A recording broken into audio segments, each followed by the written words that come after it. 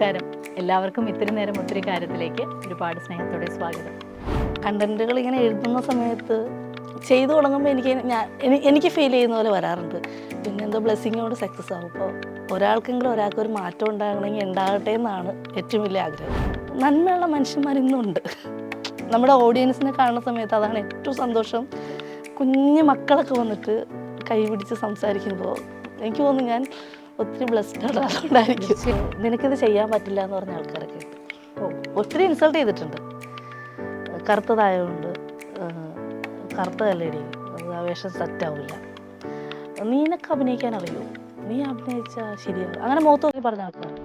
ഒരു middle class അല്ല, low class ഫാമിലിയിൽ നിന്ന് വന്ന ഒരാളാണ്. എല്ലാ കണ്ടന്റുകളും എൻ്റെ ലൈഫായിട്ട് എവിടെയെങ്കിലൊക്കെ ബന്ധപ്പെട്ടിട്ടുണ്ട്. പിന്നെ നമ്മൾ കാണുന്ന കുറേ ആൾക്കാരുണ്ട്, നമ്മൾ കണ്ടിട്ടുള്ള കുറേ ജീവിതങ്ങളുണ്ട്.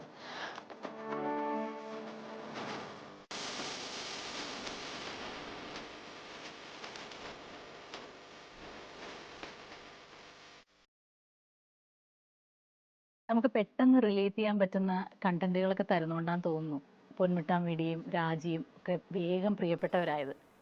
യെസ്, ഇന്ന് ഇൻഫ്ലുവൻസറും ആക്ടറുമായ രാജി ആർ മേനനാണ് ഈ ഇത്തിരി നേരം ഒത്തിരി കാര്യങ്ങളുമായി എനിക്കിപ്പോൾ.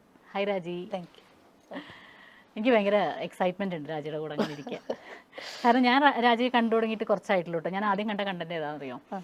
ഒരു വൈഫ് പ്രഗ്നൻ്റ് ആയിരിക്കുമ്പോൾ ഒരു ഭർത്താവിൻ്റെ ഒരു അവിഹിതം മനസ്സിലായി. എന്നിട്ട് വൈഫ് റിലേഷൻഷിപ്പ് ഉണ്ടെന്ന് പറയുന്നതും പിന്നെ വൈഫ് ഇയാൾ കാരണം മരിച്ചു പോകുന്നതും ഇയാൾ റിയലൈസ് ചെയ്യുന്നതും അതാണ് ഞാൻ ആദ്യം കണ്ട കണ്ടന്റ്. അപ്പൊ എങ്ങനെയാണ് ഈ ഒരു എന്താ പറയുക, വളരെ ലൈഫ്, ഓരോ കണ്ടന്റിലും ഭയങ്കരമായിട്ട് ലൈഫ് ഫീൽ ചെയ്യുന്നുണ്ട്. നാച്ചുറലായിട്ട് ശരിക്കും നമുക്ക് ജീവിതത്തിലേക്ക് ക്യാമറ വെച്ചതാണോ എന്ന് പലപ്പോഴും തോന്നുന്ന പോലെയാണ് ചെയ്യണത്. അപ്പൊ എങ്ങനെയാണ് ഈ ഒരു ഇതിലേക്കുള്ള കണ്ടന്റുകൾ? സാധാരണക്കാരിയാണ്, ഒരു മിഡിൽ ക്ലാസ് അല്ല, ലോ ക്ലാസ് ഫാമിലിയിൽ നിന്ന് വന്ന ഒരാളാണ്. എല്ലാ കണ്ടന്റുകളും എൻ്റെ ലൈഫായിട്ട് എവിടെയെങ്കിലൊക്കെ ബന്ധപ്പെട്ടിട്ടുണ്ട്. പിന്നെ നമ്മൾ കാണുന്ന കുറേ ആൾക്കാരുണ്ട്, നമ്മൾ കണ്ടിട്ടുള്ള കുറേ ജീവിതങ്ങളുണ്ട്.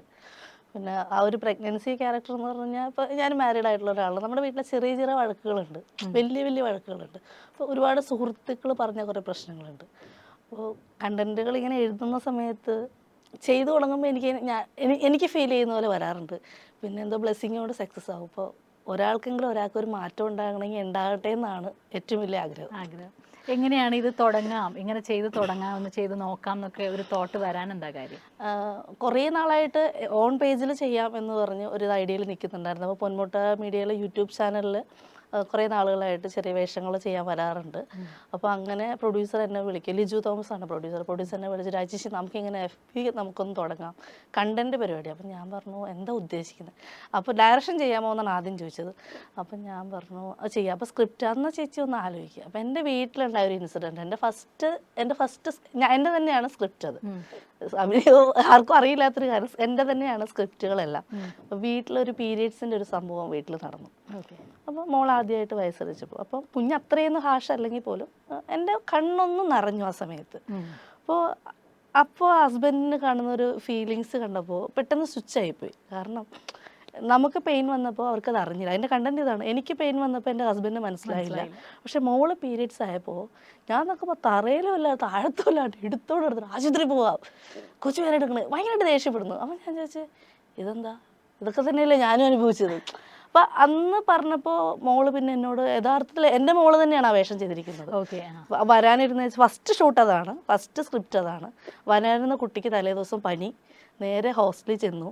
മോൾ അഭിനയിച്ചിട്ടേ ഇല്ല, ഒന്ന് വരാമോ? അപ്പോൾ മോളുടെ വിചാരം എനിക്കെന്തോ വയ്യ, അല്ലെങ്കിൽ വീട്ടിലാർക്കോ വയ്യ, എൻ്റെ മമ്മിക്ക് വയ്യാണ്ടിരിക്കുകയാണ്. ഞാൻ ഒന്നുമില്ല പറയാം, സിസ്റ്ററിനോട് കാര്യം പറഞ്ഞു, ഹോസ്റ്റലിലാണ്. വന്ന് വീട്ടിൽ വന്നപ്പോൾ ഞാൻ ഒന്ന് അഭിനയിക്കാമോ? ഞാനില്ല ഈ പരിപാടിക്ക്, ഞാൻ ഓൾറെഡി ഒരു വേഷം, എന്തിനാണ് ആദ്യത്തെ എൻ്റെ ഒരു പരിപാടി. അപ്പോൾ പറഞ്ഞു അമ്മയാണോ ഡയറക്ടർ? ഞാൻ ഡയറക്ടറല്ല, നമ്മുടെ ഷിഗിൽ എന്ന് പറഞ്ഞ എൻ്റെ ശിഷ്യനുണ്ട്, നമ്മൾ യൂട്യൂബിൽ ചെയ്യുന്നൊരു പയ്യനാണ്, ഒരു സഹോദരബന്ധമാണ് അവൻ, കൂടപ്പുറപ്പ് തന്നെയാണെന്ന് പറയാം. അപ്പോൾ അവന് ഡയറക്റ്റ് ചെയ്ത് നമുക്ക് ചെയ്യാമെന്നുള്ളത് പറഞ്ഞ് എന്നെക്കൊണ്ട് ഇതൊക്കെ പറ്റുമോ, ഞാൻ നോക്കാമെന്ന് പറഞ്ഞു. അപ്പോൾ പിറ്റേ ദിവസം രാവിലെ ഷൂട്ട് ചെയ്യുന്നതിന് മുമ്പ് കണ്ടന്റ് പറഞ്ഞു കൊടുത്തു. അപ്പോൾ ചോദിച്ചാൽ എനിക്കിട്ട് പണിതാണോ എന്ന് ചോദിച്ചു. കാരണം ആളെന്നോട് ചെയ്തൊരു കാര്യമാണല്ലോ. പക്ഷേ ഞാനപ്പോൾ മൊത്തം പറഞ്ഞപ്പോൾ എന്ന് വെച്ചാൽ അവളത് വീട്ടിൽ ചെയ്തതിൻ്റെ നെക്സ്റ്റ് മന്ത് എനിക്ക് പീരീഡ്സ് ആയപ്പോൾ രാവിലെ എൻ്റെ ഹസ്ബൻഡ് കിച്ചണിലുണ്ട്. ഇന്നീ നിമിഷം വരെ ഒരു 3 ദിവസം ഫുൾ റെസ്റ്റാണ്. അങ്ങനെ ഒരു ഗുണം ഉണ്ടായി. മാറ്റം ഭയങ്കര മാറ്റാ, ഒരു പ്ലേറ്റ് എടുത്ത് വെക്കാത്ത ആളാ. അല്ല അത് പറയുമ്പോഴാണ് അപ്പോൾ ഇത്തരം കണ്ടന്റുകൾ കണ്ടിട്ട് ഇപ്പോൾ നമ്മുടെ വീട്ടിൽ തന്നെ നമ്മൾ ചെയ്തൊരു കാര്യം കൊണ്ടുവന്നൊരു മാറ്റമാണ് ഇപ്പോൾ പറഞ്ഞത്. ഇതേപോലെ പുറത്തുനിന്ന് കാണുന്ന ആളുകൾ അങ്ങനെ എന്തെങ്കിലും ഷെയർ ചെയ്യാറുണ്ടോ? പിന്നെ ഒരുപാട് പേര് പല കണ്ടന്റുകൾ ചെയ്യാൻ പറഞ്ഞിട്ടുണ്ട്, ഒരുപാട് കണ്ടന്റുകൾ തരാറുണ്ട്, ഇങ്ങനെ സംഭവങ്ങളുണ്ട്. ചിലർ ഓരോരുത്തർ വിഷമങ്ങൾ പറയാറുണ്ട്. ജെൻസ് വിളിച്ച് പറയും, ചേച്ചി ഇങ്ങനത്തെ ഒരു സാധനം എൻ്റെ വീട്ടിൽ നടന്നിട്ടുണ്ട്. അപ്പം ഞാൻ പറയും നോക്കാം. പിന്നെ ചെയ്യുന്ന സാധനങ്ങൾ എവിടെയെങ്കിലും എനിക്കൊരു ബന്ധമില്ലാത്ത സാധനം ഇതുവരെ ചെയ്തിട്ടില്ല. ഒന്നെങ്കിൽ എൻ്റെ റിലേറ്റീവ്സിനോ, ഇപ്പോൾ ഒരു ഹസ്ബൻഡ് മരിച്ചൊരു എൻ്റെ ഭയങ്കര വൈറലായിട്ട് കണ്ടതാണ്. ആ എപ്പിസോഡ് ചെയ്തപ്പോൾ ഞാൻ പറഞ്ഞു ചിലപ്പോൾ ആ ആളുടെ ആത്മാവ് മേത്ത് കയറിയ പോലെ എനിക്ക് ഫീൽ ചെയ്തു. കാരണം ഹസ്ബൻഡിൻ്റെ സിസ്റ്ററിൻ്റെ എൻ്റെ നാത്തൂൻ്റെ ഹസ്ബൻഡ് മരിച്ചു പോയതാണ്. ചേട്ടൻ മരിച്ചിട്ട് 14 വർഷമായി. ചേച്ചി ഇപ്പോഴും സിംഗിളായിട്ട് തന്നെ നിൽക്കുവാണ്, കുട്ടികളൊന്നുമില്ല. ഇപ്പോൾ 2 പേരാണ്, ഒരു ചേട്ടന് ചേച്ചി അനിയനുമാണ് ഉള്ളത്. അപ്പോൾ ചേട്ടൻ്റെ സ്റ്റോറി എൻ്റെ കേട്ടറിവുകൾ മാത്രമാണ്. ചേട്ടൻ മരിച്ച സംഭവം ആരും ചേട്ടൻ എങ്ങനെയാണ് മരിച്ചതെന്ന് എനിക്ക് പറഞ്ഞു തന്നിട്ടില്ല. ഹോസ്പിറ്റലിൽ പോയി വരുന്ന വഴിക്ക് മരിച്ചു, അങ്ങനെയൊക്കെ അറിയാം. ഇന്നും എൻ്റെ വീട്ടിലെ ചേട്ടനെ പറ്റി പറയുമ്പോൾ എല്ലാവരുടെയും കണ്ണ് നിറയും. ഞാനിങ്ങനെ ചെന്നിട്ട് പറഞ്ഞു അമ്മച്ചി ഇങ്ങനെ ചെയ്യണം. അപ്പോൾ അമ്മയുടെ കണ്ണ് പെട്ടെന്ന് നിറഞ്ഞു. അപ്പോൾ ഞാൻ ഓർത്ത് ഒരാളെ ഇത്ര സ്നേഹിക്കാൻ പറ്റുമോ? കാരണം ഒരു മരുമോനാണ് മോളുടെ. അപ്പോൾ ഹസ്ബൻഡും ഇന്ന് എൻ്റെ ഹസ്ബൻഡ് യൂസ് ചെയ്യുന്നത് അദ്ദേഹത്തിൻ്റെ ബൈക്കാണ്. അപ്പോൾ ഞാൻ എപ്പോഴും പറയും ഈ പൊട്ട ബൈക്ക് തമാശയ്ക്ക് ഈ പൊട്ട ബൈക്ക് കൊടുത്തുകൂടെ, ഒരുപാട് കംപ്ലൈൻ്റ് ആ ബൈക്കിന്. ഞാൻ പറയും കൊല്ലത്തിൽ എത്ര രൂപ ഇതിന് വേണ്ടി? അപ്പോൾ എടി അത് കൂടെ ഉള്ളപ്പോൾ ചേട്ടനുള്ള പോലെയാണ്. അപ്പം ഞാൻ ചേച്ചീനോട് നമ്മൾ കല്യാണം പറയുമ്പോൾ ചേച്ചിക്ക് പറയാനുള്ള എന്താണെന്ന് ഒരു ഫീമെയിലായിട്ട് ഞാൻ ചിന്തിച്ചു. അപ്പോൾ എനിക്ക് തോന്നി അത് ചെയ്യാം. അങ്ങനെ ചേച്ചിയോട് പറഞ്ഞില്ല, അമ്മച്ചിയോട് പെർമിഷൻ ചെയ്ത് ഞാൻ കണ്ടന്റ് ചെയ്തു. അത് ചെയ്തു വന്നപ്പോൾ ഞാൻ അഭിനയിച്ച എൻ്റെ ക്ലൈമാക്സുകളെല്ലാം ഒരു ടേക്ക് അല്ലെങ്കിൽ 2 ടേക്ക്, ഒരു ക്ലോസ് ഒരു വൈഡ്, അതാണ്. അപ്പോൾ ഒറ്റ ഇതിൽ ആ പരിപാടി അതിൽ കൂടുതലൊന്നും പോകില്ല. ഒറ്റ വൈഡും വെക്കും, ഒരു ക്ലോസും വെക്കും. ഞാൻ ചെയ്ത് കഴിഞ്ഞപ്പോഴത്തേനും എൻ്റെ കയ്യിൽ നിന്നൊക്കെ പോയി. നാച്ചുറലി ഞാൻ കരയുവാണ്. ആളെ ഞാൻ കണ്ടിട്ടില്ലാത്ത ഒരാളാണ്. എന്നിട്ട് പോലും ഞാൻ എന്നുവെച്ചാൽ ആ ക്യാരക്ടർ അത്രത്തോളം ചില ആൾക്കാർ പറയില്ലേ, ഇപ്പോൾ സുരുമാച്ചി സുരക്ഷിക്കുന്നല്ലേ, ഇപ്പോൾ തന്നെ എനിക്കത് ഭയങ്കര ഫീലായി. ഞാൻ കട്ട് വിളിച്ചപ്പോൾ എൻ്റെ ചുറ്റും നിന്ന് എല്ലാവരും കരയുമായിരുന്നു. അവരെല്ലാവരും അറിഞ്ഞുകൊണ്ട് അവരൊക്കെ പറഞ്ഞു എനിക്ക് ചേച്ചിനെ കാണണം. ആ എപ്പിസോഡ് റിലീസായിട്ട് 3-4 ദിവസം ചേച്ചി ഓക്കെ അല്ല. ചേച്ചി ഒത്തിരി വിഷമിച്ചു. ചേച്ചി പറഞ്ഞു ഞാൻ മറന്ന സാധനങ്ങളൊക്കെ. ചേച്ചി നീ ഇതെങ്ങനെ അറിഞ്ഞു? ഞാൻ പറഞ്ഞു ചേച്ചി എനിക്ക് അറിഞ്ഞൂടാ. ഞാൻ ചെയ്തു. ആ ടേക്ക് എടുക്കുന്നതിന് മുമ്പ് ഞാൻ പോയി ഇന്ന് പ്രാർത്ഥിച്ചു ചേട്ടനോട്. കാരണം ഞാൻ ചേട്ടനെ കണ്ടിട്ടില്ല. മരിച്ച കാര്യമാണല്ലോ പറഞ്ഞത്, ചേച്ചിയുടെ വേഷമാണല്ലോ ചെയ്യുന്നത്. എൻ്റെ ഹസ്ബൻഡ് ആ ഷൂട്ടിന് അവിടെ നിന്നില്ല, എനിക്കിത് കാണാൻ പറ്റില്ല. ഇന്ന് എൻ്റെ ഹസ്ബൻഡ് അത് മൊത്തം കണ്ടിട്ടില്ല. അതിന് ഒരുപാട് കോൾസ് വന്നപ്പോൾ നന്മയുള്ള മനുഷ്യന്മാർ ഇന്നുണ്ട്. നമ്മുടെ ഓഡിയൻസിനെ കാണുന്ന സമയത്ത് അതാണ് ഏറ്റവും സന്തോഷം. കുഞ്ഞു മക്കളൊക്കെ വന്നിട്ട് കൈ പിടിച്ച് സംസാരിക്കുമ്പോൾ എനിക്ക് തോന്നുന്നു ഞാൻ ഒത്തിരി ബ്ലെസ്ഡ് ആണ്. അതുകൊണ്ടായിരിക്കും. തീർച്ചയായിട്ടും. ഇത് പറഞ്ഞപ്പോഴാണ് ഒരു ടെലിവിഷൻ്റെ ഒരു ടിവിയുടെ എപ്പിസോഡ് ഉണ്ടായിരുന്നില്ലേ? അത് ടിവിയുടെ എപ്പിസോഡ് എന്ന് വെച്ച് കഴിഞ്ഞാൽ കണ്ടന്റ് ഇങ്ങനെ ആലോചിക്കും. സ്ക്രിപ്റ്റായിട്ട് എഴുതാറില്ല, എല്ലാം മനസ്സിലാണ്. സീൻ ബൈ സീൻ എല്ലാം മനസ്സിലാണ്. ഇന്ന സ്ഥലത്ത് ഫ്രെയിം വെക്കാൻ പറയും. ഇപ്പോൾ ഡയറക്റ്റ് ചെയ്യുന്നത് ഞാൻ തന്നെയാണ്. അപ്പോൾ അതിന് 1 മാസം നമ്മുടെ കൂടെ ഉണ്ടായി. പിന്നെ ഇപ്പം ഞാൻ തന്നെയാണ് ഡയറക്ടറും സ്ക്രിപ്റ്റൊക്കെ ചെയ്യുന്ന. ഒരു അസിസ്റ്റൻറ്റ് പയ്യനുണ്ട്. അപ്പോൾ രാവിലെ ഒരു 3:30 മണിക്ക് ഹസ്ബൻഡിനെ വിളിച്ചെണിപ്പിച്ചു. ഇത് ഉള്ളിലിങ്ങനെ വന്ന ഒരു ത്വരയാണ്. ഞാൻ പറഞ്ഞു ഞാൻ ഒരു കഥ പറയൂ. അപ്പം ഞാൻ പറഞ്ഞു അപ്പം എല്ലാവർക്കും ഉണ്ടോയെന്ന് എനിക്കറിയത്തില്ല. എൻ്റെ പ്രൊഡ്യൂസർ എന്നോട് ചോദിച്ചു ചേച്ചിയുടെ പ്രായം എനിക്ക് 35 കഴിഞ്ഞേ ഉള്ളൂ, ചേച്ചി ഇത് അനുഭവിച്ചു. പക്ഷേ ഞാനൊക്കെ ഈ ജനലിൻ്റെ വാതിക്കലൊക്കെ പോയി പണ്ട് TV കാണാൻ പോകും 4 മണിക്ക്. ജയ് ഹനുമാൻ, ശക്തിമാൻ, ഇതൊക്കെ ഭയങ്കര നൊസ്റ്റമാണ്. ഇന്നത്തെ പിള്ളേർക്കൊന്നും അറിയില്ല. വെള്ളിയാഴ്ച ദിവസം ചിത്രഗീതം കാണാൻ പോകാൻ ഇരുട്ടാണ്, പല വീട്ടിലും പോയാൽ കാണുന്നത്. ഈ ചിത്രഗീതം ഇറങ്ങുമ്പോൾ അമ്മ പറയും പണ്ട് ഏറ്റവും രുചിയുള്ള കറി പരിപ്പ് കറിയാണ്, എന്നും പരിപ്പ് കറിയാണ്. കാരണം എൻ്റെ മമ്മി വീട്ടുപണിക്ക് പോകുന്ന സ്ത്രീയാണ്. അപ്പം മമ്മി പരിപ്പ് കറി പെട്ടെന്ന് തിളച്ചപ്പോൾ അമ്മ പറയും 100 പരിപ്പ് 100 വെളിച്ചെണ്ണ. ഞാൻ പറയും ഇപ്പോൾ ചിത്രഗീതം തുടങ്ങും, ഇത് മേടിച്ച് തന്നിട്ട് പോകുമെന്ന് പറയും. നമ്മളിത് അവിടെ ചെല്ലണ സമയത്ത് അവരുടെ വീട്ടിൽ കയറ്റില്ല നമ്മളെ. നമ്മുടെ തലയിൽ എണ്ണ ഉണ്ടെങ്കിൽ അവർ പറയും ഉള്ളിൽ എണ്ണയുണ്ട്, ഭിത്തിയിലൊക്കെ ഇതാവുമെന്ന് പറയും. നമ്മൾ ഈ ജനലിൻ്റെ പടിയിലിങ്ങനെ നിന്നിട്ട് ഇത് കണ്ടിട്ടുണ്ട്. അപ്പോൾ ഇറങ്ങി പോന്നിട്ടുണ്ട്, ഇറക്കി വിട്ടിട്ട് കണ്ണ് നിറഞ്ഞ് നമ്മൾ വന്നിട്ടുണ്ട്. പിറ്റേ ദിവസം ഒരു നാളിലാണ് നമ്മളവിടെ ചെല്ലും കാണാൻ. നമ്മുടെയൊക്കെ അന്നത്തെ അവസ്ഥ അതാണ്. ആ കണ്ടന്റ് എൻ്റെ ഹസ്ബൻഡിനോട് പറഞ്ഞപ്പോൾ ഇത്രയൊന്നും ആക്കിയില്ല. എൻ്റെ ഹസ്ബൻഡ് കണ്ണ് നിറഞ്ഞു, ആൾ കരയുക. ആൾ ഇങ്ങോട്ട് പറയുക എടീ ഞാനിത് അനുഭവിച്ചിട്ടുണ്ട്. അപ്പോൾ ഇപ്പോഴും എൻ്റെ ഹസ്ബൻഡിലൊരു കുഞ്ഞു ചെയ്യുക, കാരണം ഞങ്ങളുടെ പെരവണി കഴിഞ്ഞിട്ടില്ല. അപ്പോൾ ഭക്ഷണം കഴിക്കുന്നതും പണ്ടത്തെ ഒരു മണ്ണെണ്ണ വിളക്കും സ്റ്റീൽ പാത്രവും ഇത്തിരി കഞ്ഞിയും കൂട്ടി നമ്മുടെ അമ്മമാരോട് ഇരുന്ന് കഴിച്ചൊരു കാലമുണ്ട്. ഇന്നത്തെ പിള്ളേർക്ക് അത് അറിയില്ല. അപ്പം എൻ്റെ മോള് ചോദിക്കും ടി വി കാണാൻ എവിടെയെങ്കിലും പോയിരുന്നിട്ടുണ്ടോ, തള്ളല്ലേ എന്ന് പറയുന്ന പിള്ളേരാണ്. അപ്പം എനിക്ക് തോന്നി അത് ചെയ്യാം. കുഞ്ഞുങ്ങളെ കുറച്ച് പറഞ്ഞ് വിശ്വസിക്കാത്ത കുറേ പിള്ളേരുണ്ടല്ലോ കഥകളിലൂടെ. ഇപ്പോൾ പഴശ്ശിരാജ സിനിമ, അത് പുസ്തകം മൊത്തം പഠിക്കാൻ പറഞ്ഞ പിള്ളേർക്ക് പറ്റില്ല. സിനിമ കണ്ടപ്പോൾ സ്കൂളുകളൊക്കെ കൊണ്ടേ കാണിച്ചു. അപ്പം ഞാൻ പറഞ്ഞു ചെയ്യാം. പ്രൊഡ്യൂസർ ചോദിച്ചു ഇതൊക്കെ റെഡിയാവുമോ? ഞാൻ പറഞ്ഞു ചെയ്യാം. അപ്പം മോള് ഹോസ്റ്റലിൽ നിന്ന് വന്ന ഗ്യാപ്പിന് അത് ഷൂട്ട് ചെയ്തിരിക്കുന്നത് എൻ്റെ ഹസ്ബൻഡിൻ്റെ വീടാണ്. കുഞ്ഞു വീടാണ് ഹസ്ബൻഡിൻ്റെ വീട്. ഞങ്ങളുടെ നാട്ടുകാരെ ഏഴാറ്റുമുഖത്താണ്. നല്ല സഹകരണമാണ്. ഒരു ഫ്രണ്ടിൻ്റെ വീട്ടിൽ ഷൂട്ട് ചെയ്തു, ഇവിടെ ഷൂട്ട് ചെയ്തു.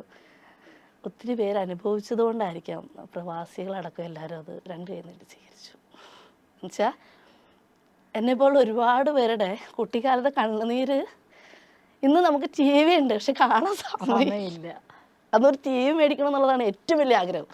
ഒരു ഫോൺ, ഒരു ടി വി എന്നൊക്കെ പറഞ്ഞ ഒരു സംഭവമാണ്. ഇന്നെൻ്റെ വീട്ടിൽ വലിയൊരു ടി വി ഉണ്ട്, എനിക്കത് ഓൺ ചെയ്യാൻ പോലും സമയമില്ല.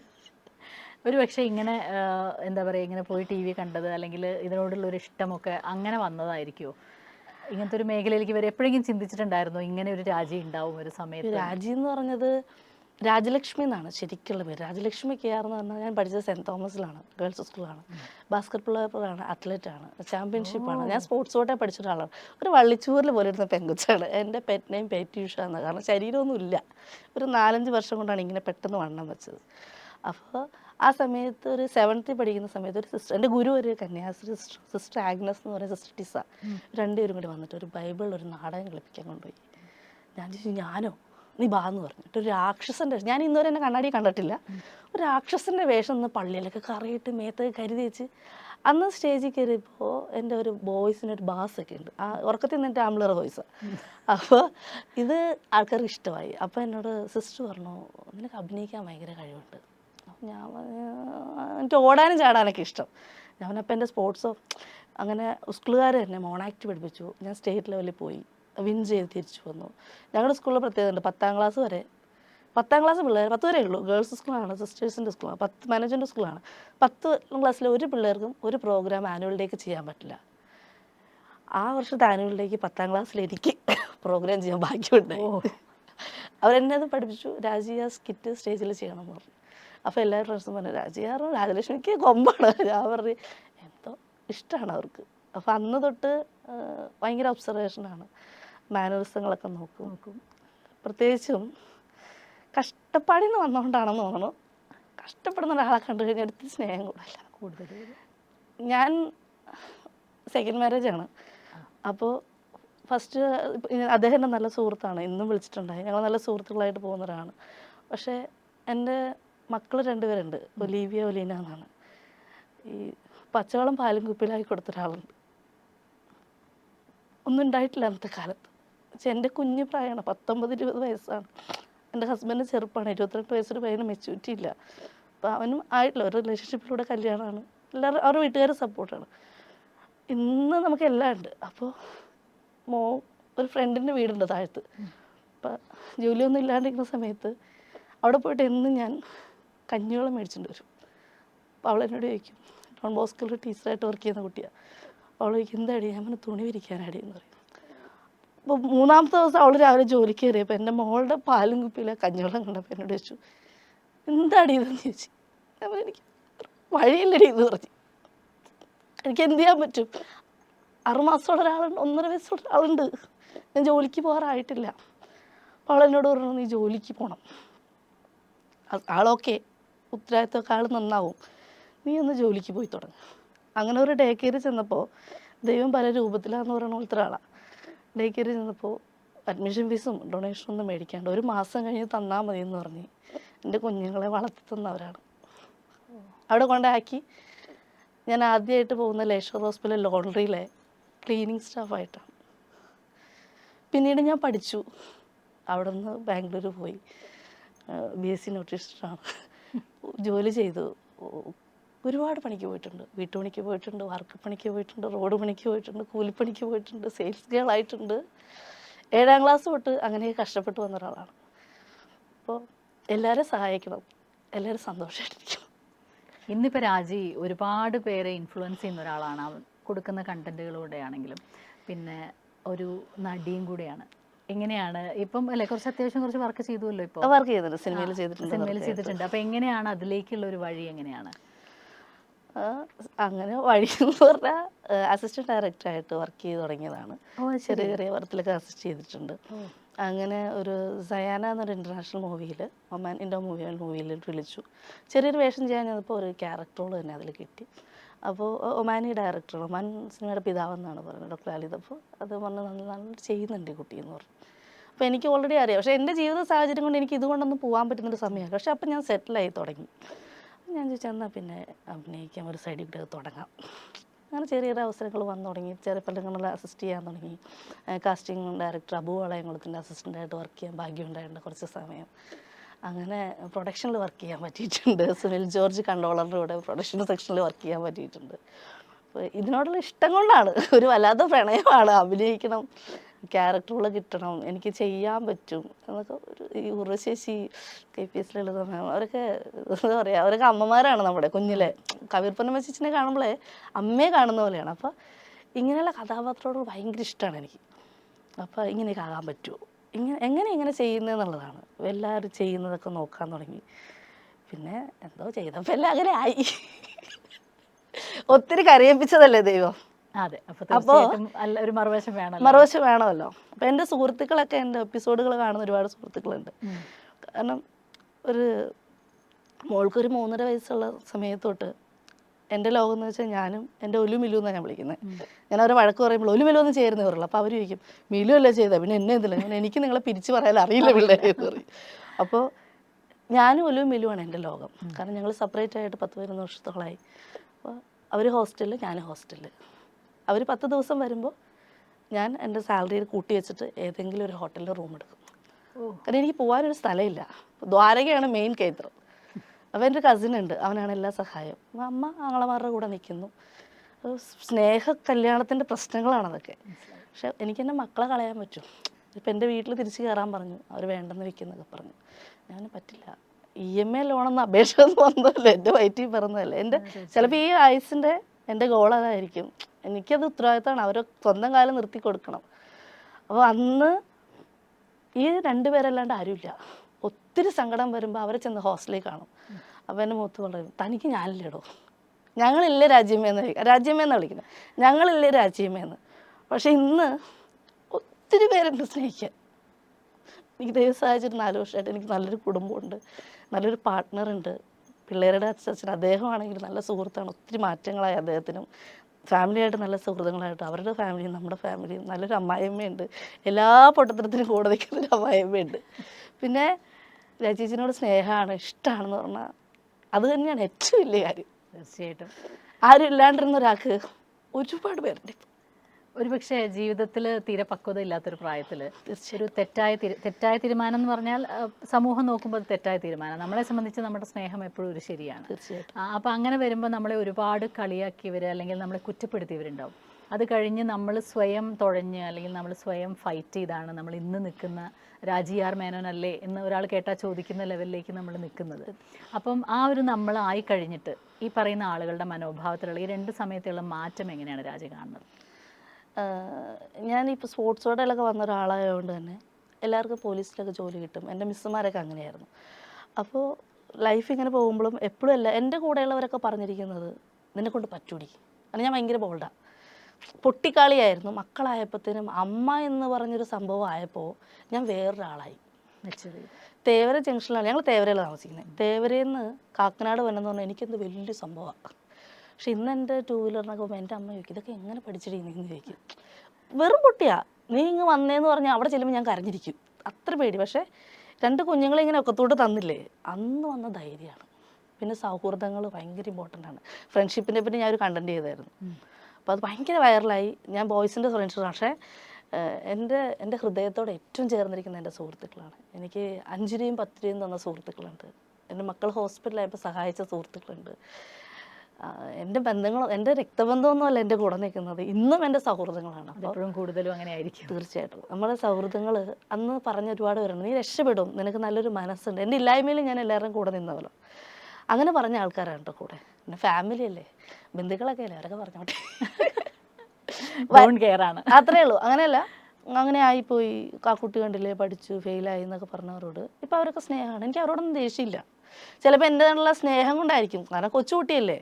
അപ്പോൾ അവളിപ്പോൾ കല്യാണം കഴിച്ചുകൊണ്ടല്ലേ അവൾക്ക് ഒരു അബദ്ധം പറ്റിയത്. പക്ഷേ ആ അബദ്ധം ഞാൻ ശരിയാക്കിയെടുത്തു. അതുകൊണ്ട് ഇപ്പോൾ ഹാപ്പിയാണ്. എന്നാലും ഞാൻ ചോദിക്കട്ടെ, ഇപ്പോൾ ആക്ടറും കൂടിയാണ്, ആഗ്രഹമായിരുന്നു എന്ന് പറഞ്ഞു. എന്നാലും ആക്ടറായിട്ടുള്ള രാജിയാണോ ഇൻഫ്ലുവൻസർ ആയിട്ടുള്ള രാജിയാണോ, ആരെ കൂടുതൽ ഇഷ്ടം? എനിക്ക് എന്നിലെ അമ്മയാണ് ഏറ്റവും ഇഷ്ടം. ബ്യൂട്ടിഫുൾ.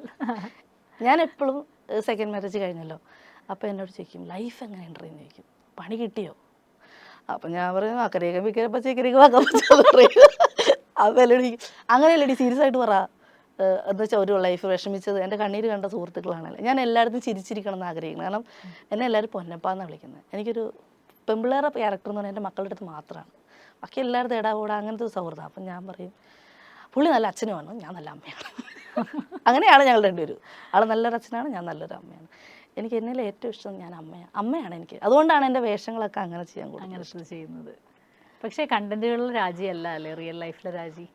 എൻറ്റയർലി റിയൽ ലൈഫിലെ രാജി ഇതാണ്. ഷൂട്ടിനിടയിൽ കട്ട് പറയുമ്പോൾ പിള്ളേർ ചിരിക്കും. അപ്പോൾ ഞാൻ റിയൽ തമാശയ്ക്ക് തള്ളേന്ന് വിളിക്കുന്ന പിള്ളേർ, ഞങ്ങൾ ഡയറക്റ്റ് ഷിഗില് തള മിണ്ടായിരുന്നോട്ടോ എന്ന് പറയും. അപ്പം ഞാൻ പറയും കുഴപ്പമില്ല ചിരിപ്പിക്കില്ല, നിങ്ങളിപ്പോൾ ചിരിച്ചിട്ട് അപ്പം തന്നെ സ്വിച്ച് ഇട്ട പോലെ നിങ്ങൾ കരയാൻ തുടങ്ങും, ഞങ്ങളെ കൊണ്ട് പറ്റില്ല. പക്ഷെ അപ്പോൾ എങ്ങനെയാണ് ഈ രണ്ട് രാജ്യവും കൂടെ ബാലൻസ് ചെയ്തുകൊണ്ട് പോവുക? ചില കഥാപാത്രങ്ങൾ നമ്മളുടെ ജീവിതത്തിലുള്ള കഥാപാത്രങ്ങൾ, ചിലർ നമ്മളെ കാണുന്നതാണ്.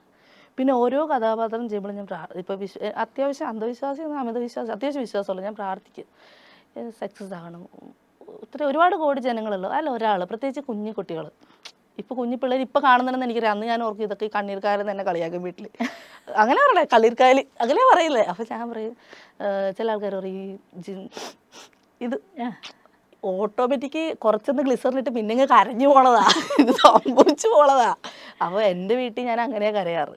അങ്ങനെ തന്നെയാണ് റിയലിൽ അഭിനയിക്കുന്ന സമയത്തും ചെയ്യുന്നത്. അപ്പോൾ രണ്ട് രാജ്യമുണ്ട്, ഉള്ളിലെ വേറൊരു രാജി, മറ്റേത് യഥാർത്ഥ രാജി. രണ്ട് രാജി, പിന്നെ ഞങ്ങൾ കാണുന്ന ഒരു രാജി. അതെ, നാഗവല്ലി ഉണ്ട് മൊത്തത്തിൽ. അല്ലെ, വീട്ടിൽ വരുമ്പോൾ ചേട്ടൻ പറയും ഇവിടെ അമ്പിയാ, കുറച്ച് കഴിഞ്ഞാൽ അതല്ല, ഇപ്പോൾ എന്താ പറയുക, നമ്മൾ എന്ത് പറഞ്ഞാലും നമ്മൾ കണ്ടുവന്ന കഥാപാത്രങ്ങൾ, സിനിമകളോ എന്തോ ആവാം, എന്ത് തരം കാര്യങ്ങളോ ആവാം. അപ്പോൾ ഇതിൽ നിന്നൊക്കെ നമുക്ക് കിട്ടിയിട്ടുള്ള സ്വാധീനങ്ങൾ ഉണ്ടാവാം. അങ്ങനെ ശരിക്കും ഇപ്പോൾ തിരിഞ്ഞ് ആലോചിക്കുമ്പോൾ, ഇപ്പോൾ നേരത്തെ ലളിതാമ്മയുടെ കാര്യം, പൊന്നമ്മയുടെ കാര്യവും ഉറവശേഷിയുടെ കാര്യമൊക്കെ പറഞ്ഞു. എന്നിരുന്നാലും ഏറ്റവും കൂടുതൽ ഇപ്പോൾ രാജി അഭിനയിക്കുമ്പോഴാണെങ്കിലും ഒക്കെ കൂടുതൽ മനസ്സിൽ കണ്ടതിൽ നിന്ന് ബാക്കി നിൽക്കുന്ന ക്യാരക്ടേഴ്സ് ഉണ്ടോ? അങ്ങനെ ആക്ടേഴ്സ് എന്നതിലുപരി ക്യാരക്ടേഴ്സ് ഉണ്ടോ? വാത്സല്യത്തിലെ മമ്മൂക്കയുടെ ക്യാരക്ടർ ഭയങ്കര ഇഷ്ടമാണ്. മാളൂട്ടിയിൽ ഉർവശിയുടെ അമ്മേനെ എനിക്ക് ഭയങ്കര ഇഷ്ടമാണ്. ഇന്നും ഒരു പിടപ്പാണ് നമുക്കത്. പറയാനാണെങ്കിൽ ഒരുപാട് പേര് പറഞ്ഞോളൂ, ഞാനിത് ആലോചിക്കേണ്ടി വരും. ആകാശദൂതിലെ അമ്മ, എന്ത് ചെയ്യണമെന്നറിയാത്തൊരവസ്ഥ ഉണ്ടല്ലോ. അമ്മമാരെയാണ് ഇഷ്ടം, കൂടുതലും അമ്മമാരോടാണ് ഇഷ്ടം. അല്ല, ഈ കുട്ടിയായിരിക്കുന്ന രാജി എവിടെയെങ്കിലും പോയി നമുക്ക് കിട്ടുന്ന സൗകര്യത്തിൽ കാണണം നമ്മൾ ടി വി, അതിൽ നിന്ന് കാണുന്നതാണ് നമ്മുടെ അല്ലെ കാഴ്ചാനുഭവം, അതേ ഉള്ളൂ നമുക്ക്. അത് പിന്നീട് ചെയ്ത് നോക്കുക, അങ്ങനെ എന്തെങ്കിലും? അങ്ങനെയൊന്നും ചെയ്തിട്ടൊന്നുമില്ല. ഇന്ന് വരെ കണ്ണാടിയുടെ മുമ്പിൽ പോയി, കണ്ണാടിയുടെ മുന്നിൽ പോകാറില്ല, അങ്ങനെ ഒരുങ്ങാനേ അറിയില്ല. എന്നെ പുറത്ത് വെച്ച് കാണുന്ന ആൾക്കാർ ചോദിക്കും ചേച്ചി എന്താ ഇങ്ങനെയെന്ന്, ഒരു നോട്ടമൊക്കെ നോക്കും. ഞാൻ മുടിയൊക്കെ ഇടും, കമ്മലൊന്നും ഇടാറില്ല, ചില സമയത്ത് മാലയൊന്നും ഇടില്ല, വാച്ച് എടുത്ത് കിട്ടും. ഇവിടേക്ക് വന്നോണ്ട് മേനയിൽ വന്നാണോ? കേട്ടേനോട് പറഞ്ഞിട്ടാ ഇങ്ങനെ കാര്യം പോയാൽ കൊല്ലില്ലാതില്ല. ഞാൻ പിന്നെ ഉറപ്പായിട്ട് ഷിഫ്റ്റ് ചെയ്തിട്ടിരിക്കുവായിരുന്നു. അപ്പം ഞാനൊക്കെ തപ്പി എടുക്കുക, ഞാൻ എല്ലാം എടുത്ത് വെച്ചപ്പോൾ അതൊക്കെ എടുത്ത് വെക്കണം, ഓർമ്മ ഉണ്ടാകണം. അപ്പം ഞാൻ പിന്നെ ഓർമ്മയുണ്ട് എന്ന് പറഞ്ഞു. എന്ന് വെച്ചാൽ ഒരുങ്ങി പിടിച്ച് നടക്കാനുള്ള ഒരു പ്രായത്തിലാണ് ഉത്തരവാദിത്തങ്ങൾ വന്നത്. 18 വയസ്സ് 19 വയസ്സിൽ കല്യാണം കഴിച്ച ഒരാളാണ്. അപ്പം തന്നെ അമ്മയായി. അതിനപ്പുറത്ത് ഒരു 1.5 വയസ്സ് കഴിഞ്ഞപ്പോൾ അടുത്ത ആളായി. അപ്പോൾ മുടി കെട്ടേണ്ട സ്റ്റൈലുകളോ ആ ഒരു 5-6 കൊല്ലത്തെ സിനിമ പാട്ട് ചോദിച്ചാൽ പോലും എനിക്ക് ഒരു 2 വരി കൂടുതൽ പാടാൻ അറിയില്ല, മൊത്തം വരി തെറ്റായിരിക്കും. എൻ്റെ റീല് കാണുന്ന പിള്ളേർക്ക് തന്നെ അറിയാം, പാട്ടിൻ്റെ ഒരു വരി എനിക്കറിയാൻ പറ്റില്ല. അപ്പോൾ ആ കാലഘട്ടത്തിൽ ജീവിക്കാൻ വേണ്ടി ഓടുമായിരുന്നു. അപ്പോൾ എനിക്ക് എൻ്റെ അമ്മ മാത്രം, എനിക്ക് ആ അമ്മയല്ലാണ്ട് വേറെ എനിക്കറിഞ്ഞൂടാ. പക്ഷെ എന്നാലും ആ ഒരു ഓട്ടത്തിന്റെ കാലം എന്ന് പറയുമ്പോൾ ശരിക്കും ഇപ്പം നമ്മൾ ചിരിച്ചുകൊണ്ട് പറയുന്നുണ്ടെങ്കിലും അത്ര ഈസി ആയിരുന്നിരിക്കില്ല അത്. ഒരിക്കലും അല്ല. ഈസി എന്ന് വെച്ചാൽ മക്കൾക്ക് വയ്യാണ്ടായിട്ട് എടുത്ത് ഹോസ്പിറ്റലിൽ പോകുന്നൊരു സമയങ്ങളൊക്കെ ഉണ്ടായിട്ടുണ്ട്. അപ്പോൾ വീട്ടിൽ ആദ്യമായിട്ട് ഫ്രിഡ്ജ് മേടിച്ചൊരു സംഭവമുണ്ട്. ഇതിന് തണുത്ത വെള്ളം കുടിക്കാൻ ബുദ്ധിമുട്ടിയൊരു സമയമൊക്കെ ഉണ്ട്. അപ്പോൾ അപ്പുറത്തൊക്കെ പോയി ചോദിക്കുമ്പോൾ പറ്റത്തില്ല. പ്രത്യേകിച്ച് മോൾക്ക് പനി ഭയങ്കര പ്രശ്നം, ഫുഡൊക്കെ പ്രശ്നം, പനിയൊക്കെ വന്ന സമയത്ത് തണുക്കാൻ കഷത്തൊക്കെ നമ്മൾ വെച്ച് കുറേ ടിപ്സ് പഠിച്ച് നമ്മളിപ്പോൾ ഒരു പീഡിയാട്രീഷ്യനായി രണ്ടെണ്ണത്തിൽ വളർത്തി. അപ്പോൾ ഒരു ഫ്രിഡ്ജ് ഞാൻ മേടിച്ചിട്ട് വന്നു. അപ്പോൾ ആ ഫ്രിഡ്ജ് മേടിക്കാമെന്ന് വെച്ചാൽ എൻ്റെ ഓഫീസിൽ സിന്ധു മാം ഉണ്ടായി. അപ്പോൾ എൻ്റെ സാലറിയിൽ നിന്ന് ഞാൻ പോലും അറിയാണ്ട് ഒരു 600-500 രൂപ മാറ്റി വെച്ചിട്ട് ഒരു 10,000 രൂപ എന്നോട് പറഞ്ഞു, നിൻ്റെ ഒരു 10,000 രൂപ കിടക്കുന്നുണ്ട്. അതൊരു സ്നേഹമാണ്. അപ്പോൾ ഞാൻ സിന്ധു ചേച്ചി അവനോട് പറഞ്ഞ്, നീ പറഞ്ഞില്ലേ ഒരു ഫ്രിഡ്ജ് മേടിക്കണമെന്ന്, അതിനുള്ള പൈസ ഉണ്ട്. അപ്പം ഞാൻ പറഞ്ഞേ നിൻ്റെ കാശ് തന്നെയാണ്. അപ്പോൾ ഈ പൊട്ടത്തരോ ഈ സ്വഭാവമൊക്കെ ഉണ്ടായിരിക്കും, ചുറ്റും നിൽക്കുന്നവരുടെ സ്നേഹമാണത്. അങ്ങനെയാണ് ആദ്യമായിട്ട് ഫ്രിഡ്ജ് മേടിക്കുന്നത്. അപ്പോൾ കുഞ്ഞിനൊരു ദിവസം വയ്യാണ്ടായപ്പോൾ കയ്യിൽ കാശുണ്ട്. അപ്പോൾ എൻ്റെ ഉള്ളിൽ ജോസഫ് സാറുണ്ട്. സാറൊക്കെ ഇന്നും കോൺടാക്ട് ചെയ്തു. ഞാനിങ്ങനെ ആയപ്പോൾ എത്ര സന്തോഷിക്കുന്ന ആൾക്കാരാണ്. ഞാൻ ജോസഫേട്ട മോൾക്ക് വയ്യ, 2 പേർക്കും ന്യൂമോണിയാണ്. അപ്പോൾ അടുത്തൊരു ഹോസ്പിറ്റലിൽ കാണിക്കും. നമ്മൾ രാവിലെ ജോലിക്ക് പോകുന്ന ആൾക്കാരാണല്ലോ, ഒരു ക്ലിനിക്കിൽ കൊണ്ട് കാണിക്കുന്നു. അവർ പറഞ്ഞു അപ്പൻഡീസാന്ന് പറഞ്ഞു. അപ്പോൾ മമ്മി കൊച്ചിൻ ഹോസ്പിറ്റലിൽ ഡോക്ടറിനെ വിളിച്ചത്. ഞങ്ങൾ നേരെ ഡോക്ടറിനെ കാണിച്ചു. ഡോക്ടറിനല്ല, ഞാൻ അന്ന് ഗവൺമെൻറ് ഹോസ്പിറ്റലിൽ കാണിക്കാമെന്ന് പറഞ്ഞപ്പോഴത്തേനും അവിടെ നിന്ന് വീട്ടിൽ പോയിട്ട് തിരിച്ചു വന്ന സമയത്ത് എൻ്റെ പൈസ ഇല്ല. അപ്പോൾ ജോസഫ് സാർ ആ മൂവാറ്റുപുഴ ഭാഗത്ത്, അപ്പോൾ ഞാൻ തിരുവാങ്കുളത്താണ് താമസിക്കുന്നത്. അപ്പോൾ 2 വീലറിന് വന്ന സമയത്ത് സാറ് വെളുപ്പിന് 4 മണിക്ക് അവിടെ നിന്ന് പൈസയായിട്ട് വഴി വന്നു. അന്ന് കിട്ടിയ 100-500 എൻ്റെ കയ്യിൽ ലക്ഷക്കണക്കിന് രൂപ ഉണ്ടായില്ല, അതിന് പകരാവില്ല. എൻ്റെ സുഹൃത്തുക്കളുണ്ട്, ആഷ്ലി, ജിബി എന്നൊക്കെ പറഞ്ഞ്, മറ്റേ വൈറ്റില ജംഗ്ഷനിൽ ഒരു മൊബൈൽ ഷോപ്പ് ലോട്ടറി വയ്ക്കുക. ആ കടയിലൊരു പ്രത്യേകത ഉണ്ട്. ആ കടയിൽ ആദ്യത്തെ വരുമാനം അവർ കുടുക്കയിലിടും. ഞങ്ങൾ 4 സുഹൃത്തുക്കളാണ്. അവിചാരിതമായിട്ട് ഞാൻ പെസ്റ്റ് കൺട്രോൾ ടെക്നീഷ്യനായിട്ട് വർക്ക് ചെയ്തിട്ടുണ്ട്. കേരളത്തിൽ ഒരേ ഒരു പെസ്റ്റ് കൺട്രോൾ ടെക്നീഷ്യനായിരുന്നു. അപ്പോൾ ഒരു ആർട്ടിക്കിൾ വരാൻ പോയപ്പോൾ ഞാൻ പറഞ്ഞു വേണ്ട, സ്പോർട്സ് കോട്ടയിൽ വല്ല പോലീസാവുന്നൊക്കെ നാട്ടുകാർ വിചാരിച്ചോണ്ടിരിക്കുക. ഞാൻ എവിടെയെങ്കിലും ഒതുങ്ങി കൂടി ജീവിച്ചോണ്ട്. തനുജ മാം ആണ് റൈറ്റർ. അപ്പോൾ അന്ന് മാമാണ് ആദ്യമായിട്ട് പറഞ്ഞു ഇനിയും പഠിക്കണം കൊച്ചി, ഇതിൽ നിൽക്കരുതെന്ന് പറഞ്ഞത്. അപ്പോൾ മാം അത് ശരിയാക്കി തന്നു മാതൃഭൂമിയിൽ. ഞാൻ പറഞ്ഞു വേണ്ട മാഡം, ഞാൻ ഒതുങ്ങിപ്പോക്കോട്ടെ, എൻ്റെ വീട്ടുകാർക്കൊരു നാണക്കേട് വേണ്ട. പറയാൻ പറ്റില്ലല്ലോ നമ്മൾ കാരണം അവരെങ്ങനെ എടുക്കണേ എന്നുള്ളത്. അപ്പോൾ ആ കടയിൽ ആദ്യത്തെ പൈസ ഒരു മൊബൈൽ വെച്ചാലും അത് ആ കുടുക്കേ വീഴും. ആ കുടുക്ക ഏറ്റവും കൂടുതൽ പിടിച്ചിട്ടുണ്ട് എനിക്ക് വേണ്ടിയിട്ടാണ്. കൊച്ചിനെയും കൊണ്ട് നേരെ ഹോസ്പിറ്റലിൽ പോകണ വഴിക്ക് ആ കുടുക്കയെന്നുള്ള ഞാൻ തലയിറങ്ങി വീഴൽ, ആളായിട്ട് സഹിക്കുന്ന സമയത്ത് ഒരുപാട് ഫാമിലി പ്രശ്നം, ഇടി ചോട്ട്. ഇന്നത്തെ സ്ത്രീകൾ ഇപ്പോഴും കൊണ്ട് അങ്ങനെയൊക്കെ ഉണ്ട്. ഹോസ്പിറ്റൽ കേസൊക്കെ വരുന്ന സമയത്ത് ഇത് കൊണ്ടുപോകാൻ എനിക്ക് വേണ്ടി ഇത് മൊത്തം പൊട്ടിക്കുന്നത്. ഇപ്പോഴും എൻ്റെ നല്ല സുഹൃത്തുക്കളാണ് അവർ. ഞാനിങ്ങനെ നിൽക്കുന്ന സമയത്ത് ഭയങ്കര സന്തോഷം അവർക്കൊക്കെ. എന്നും വിളിക്കുക, എന്നും പറയുന്ന സുഹൃത്തുക്കളൊന്നുമല്ല. വല്ലപ്പോഴും സംസാരിക്കും, 1-2 മണിക്കൂർ സംസാരിക്കും. പറയാനുള്ള മൊത്തം പറയും. പക്ഷേ ആ മനസ്സിലെ സ്നേഹവും ആ ഒരു ബോണ്ടും അതങ്ങനെ തന്നെ ഉണ്ട് ഇന്നും. 15 വർഷത്തെ സുഹൃത്തുക്കളും ഇന്നും ഇങ്ങനെ നിൽക്കുവാണ് എനിക്ക്. അപ്പോൾ എൻ്റെ ഒരു കുട്ടിക്കാലത്ത് ഒരുപാട് ഹെൽപ്പ് ചെയ്ത എൻ്റെ വീട് എവിടെയെന്ന് ചോദിച്ചാൽ എൻ്റെ പ്രൊഫൈൽ ട്രിവാൻഡ്രമാണ്. ഈ പ്രണയം എന്ന് പറഞ്ഞ സംഭവം വന്നപ്പോൾ എൻ്റെ ഫാമിലി ഭയങ്കര പ്രശ്നമാണ്. അപ്പോൾ എൻ്റെ മമ്മി വരെ ലാസ്റ്റ്, അമ്മയെ കുറ്റം പറയാൻ പറ്റത്തില്ല, ഞാനാണെങ്കിൽ ചിലപ്പോൾ അങ്ങനെ ചെയ്യുമായിരിക്കും, മമ്മി വരെ ഒന്നും പറയാൻ പറ്റാത്തതിൽ ഇങ്ങനൊരു മോളില്ലെന്ന് പറഞ്ഞൊരവസ്ഥ വന്നു. എനിക്ക് പറയാൻ പറ്റില്ല അത്. അപ്പോൾ മമ്മിയുടെ അവസ്ഥ ചിലപ്പോൾ അതായിരിക്കും. എൻ്റെ കൂടെ കുറേ സപ്പോർട്ട് നിന്നിട്ടുള്ള ആളാണ്. അപ്പോൾ ഞാൻ എന്ത് ചെയ്യണമെന്ന് അറിയാണ്ട് ഒരു 16 വയസ്സുകാരി 17 വയസ്സിൽ പകച്ച് നിന്നപ്പോൾ അനിതാകുമാരി എന്ന് പറയുന്നത് ടീച്ചറാണ്, ഒരു സിസ്റ്റർ, പുള്ളിക്കാരി എന്നോട് പറഞ്ഞു നിൻ്റെ വീട് എവിടെയെന്ന് വെച്ചാൽ ധൈര്യമായിട്ട് പറയാൻ തിരുവനന്തപുരത്താണ്. എന്നെ അവിടെ കൊണ്ടുപോയി നിർത്തി. ആയുർവേദ നഴ്സിംഗ് പഠിക്കാൻ ഞാൻ പകുതി പഠിച്ചതാണ്. ചേച്ചിയുടെ കാശ് കൊടുത്ത് എനിക്ക് അഡ്മിഷൻ എടുത്ത് തന്നു. പഠിക്കും എന്നറിയാമെന്ന് നീ അത് പഠിക്കാൻ പറഞ്ഞു. കംപ്ലീറ്റ് ചെയ്തില്ല. പിന്നെ ആ ലൈഫിലോട്ട് തന്നെ ഞാൻ തിരിച്ചു വന്നു. ആളെ തന്നെ കല്യാണം കഴിച്ചു പോയി. പക്ഷേ ഇന്നും എൻ്റെ പ്രൊഫൈലിൽ ഞാൻ ട്രിവാൻഡ്രംകാരിയാണ്. എനിക്ക് കാരണം ഇതാണ്. എനിക്ക് എന്നും ഇപ്പോഴും എനിക്ക് അവിടെ കയറിച്ചില്ല. അവിടെ ഞാൻ അവരുടെ ഇളയ മോളാണ്. ഇപ്പോൾ പൊന്മുട്ടയിൽ നിന്ന് കിട്ടിയൊരു ഭാഗ്യമാണിത്. കാരണം ജീവിതത്തിൽ ഈ ജീവിതം തുടങ്ങി കുറച്ച് കഴിഞ്ഞപ്പോൾ ഇത് ഫെയിലായല്ലോ. ഞാൻ കരയുന്ന കാണാൻ ഇഷ്ടമില്ലാത്തവരാണ്. ഞാനപ്പോൾ അവരിൽ നിന്നൊക്കെ ഒളിച്ചോടി. എൻ്റെ സൗഹൃദങ്ങളിൽ നിന്നൊക്കെ ഞാൻ ഒളിഞ്ഞ് പുതിയ കുറേ ജോലി ആ സൗഹൃദത്തിൻ്റെ അകത്തായി. നമ്മൾ കഷ്ടപ്പെടുന്ന ആരും അറിയണ്ട. വിഷമിക്കുന്ന കാണാൻ അവർക്കൊന്നും പറ്റത്തില്ല. ഞാൻ വിഷമിക്കുക, അത്ര സ്നേഹം അവർക്ക്. അനുചേച്ചി പറയും പണ്ടത്തെ രാജിക്ക് ഞാൻ വിഷം എടുത്ത് തന്നു, ഇത് കുടിക്കടിയെന്ന് പറഞ്ഞ രാജി കുടിക്കും. അത്ര പൊട്ടിപ്പെണ്ണാണ്. ഈ മിനിഞ്ഞാന്ന് ഫോൺ വിളിച്ചപ്പോഴും പറഞ്ഞു എടി നിൻ്റെ മക്കൾ നിന്നെപ്പോലെ ആയിരിക്കും എടി. എനിക്കറിയത്തില്ല ചേച്ചി, വാശിക്കാരൊക്കെയാണെന്ന് പറയുന്നത്. അപ്പോൾ എന്നോട് ഞാൻ എപ്പോഴും പറയും എനിക്കൊരു കൊച്ചുണ്ടായിരുന്നു, ഞാൻ വിഷം കൊടുത്താൽ അവൾ വിശ്വസിച്ചത് കുടിക്കുമെന്ന്. എനിക്ക് സ്നേഹിക്കാൻ മാത്രമേ അറിയുള്ളൂ എല്ലാവരോടും. ദേഷ്യം കയറി തനിക്ക് പറയാം. അപ്പോൾ അതിൽ നിന്നൊക്കെ വന്നു വെച്ച് നോക്കുമ്പോൾ കൂടെയുള്ളവരാണെങ്കിലും എല്ലാവരും നോക്കുമ്പോൾ ബ്ലെസ്ഡ് ആയിട്ടാണ് അങ്ങനെ പോയിക്കൊണ്ടിരിക്കുകയാണ്. അപ്പം എന്തായാലും അങ്ങനെ ഒരുപാട് എന്താ പറയുക വിഷമങ്ങൾ കൂടെയൊക്കെ സ്വയം സ്ട്രെങ്ത് ഒക്കെ ഉണ്ടാക്കിയെടുത്ത് രാജിയുടെ യാത്ര ഇങ്ങനെ ഇതുവരെയൊക്കെ എത്തി? ഇപ്പം കുറച്ച് അത്യാവശ്യം നല്ല നല്ല ഇത് പെരില്ലൂർ പ്രീമിയർ ലീഗിൽ ചെയ്തിട്ടുണ്ട്. കുറച്ച് നല്ല പടങ്ങൾ ചെയ്തല്ലോ അല്ലേ ഇപ്പോൾ? അതെ, പേരിലൂർ പ്രീമിയം ചെയ്തു. പാവിൻകുടി ഷാപ്പിൽ അൻവർഷിത് പ്രൊഫഷണൽ ശ്രീരായിട്ട് ചെയ്തൊരു പടത്തിൽ ചെയ്യാൻ പറ്റി. ഇനി കുറേ പടങ്ങൾ ചെയ്തിട്ടുണ്ട്, വരാനുണ്ട്. അതെ. നിനക്കിത് ചെയ്യാൻ പറ്റില്ല എന്ന് പറഞ്ഞ ആൾക്കാരൊക്കെ ഉണ്ട്. ഒത്തിരി ഇൻസൾട്ട് ചെയ്തിട്ടുണ്ട്. കറുത്തതായതുകൊണ്ട് കറുത്തതല്ലേടി, അത് ആ വേഷം സെറ്റാവില്ല, നിനക്ക് അഭിനയിക്കാൻ അറിയുമോ, നീ അഭിനയിച്ചാൽ ശരിയാവും, അങ്ങനെ മുഖത്ത് നോക്കി പറഞ്ഞ ആൾക്കാരുണ്ട്. സുഹൃത്തുക്കൾ തന്നെ, ഡയറക്ടേഴ്സായിട്ടുള്ള അസിസ്റ്റൻ്റ് ഡയറക്ടർ.